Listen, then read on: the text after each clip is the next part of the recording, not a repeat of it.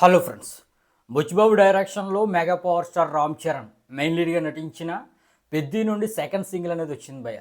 వీళ్ళు 7 గంటలకు రిలీజ్ చేస్తారన్నారు, దెయ్యాలు తిరిగే సమయంలో రిలీజ్ చేశారు. ఎనివే, నేనైతే సాంగ్ని ఇందాకే చూశాను మార్నింగ్. సాంగ్ మాత్రం అద్భుతంగా ఉంది భయ్య.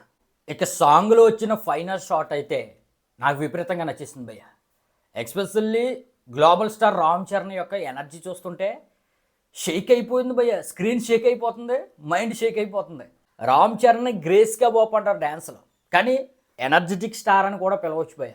అంత అద్భుతంగా ఎనర్జీ ఉంది. పాట కానీ 2xలో వెళ్ళిపోతుందని నేను చాలాసార్లు చెక్ చేశాను భయ్య. తీరా చూస్తే అది 2x కాదు, 1xలోనే ఉంది. కానీ స్పీడ్ మాత్రం 2x రేంజ్లో ఉంది.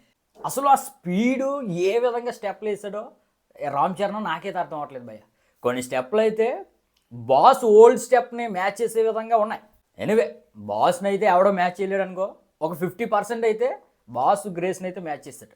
ఈ రారా రైరా రైరా సాంగ్ విషయానికి వస్తే భయ్య, ఆ లిరిక్స్ అనంత శ్రీరామ్ రాశాడు. లిరిక్స్ బాగున్నాయి, మ్యూజిక్ బాగుంది, ఆ సినిమాటోగ్రఫీ బాగుంది, ఎనర్జీ బాగుంది రామ్ చరణ్ది.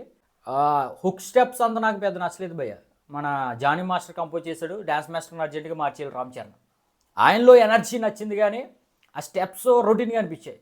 ఎప్పుడో 2015 బ్రూస్లా టైంలో ఏ విధంగా స్టెప్లు ఉన్నాయో ఆ విధంగా అనిపించింది. బాగున్న అంశం అంటే భయ్య, ఏఆర్ రెహమాన్ సాంగ్ పాడాడు కదా, ఆయన వాయిస్ అంటే నాకు చాలా ఇష్టం.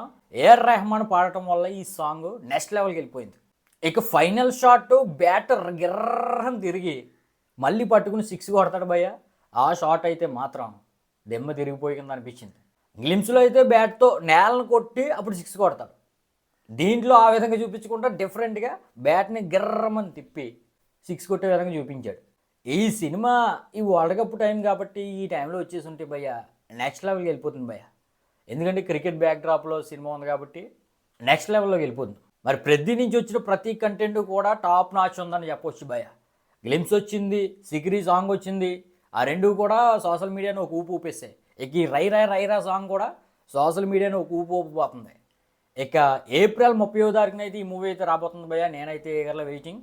సాంగ్ అయితే మాత్రం నాకు చాలా అద్భుతంగా అనిపించింది. మరి మీకు ఏ విధంగా అనిపించిందో కింద కామెంట్ అయితే చేయండి.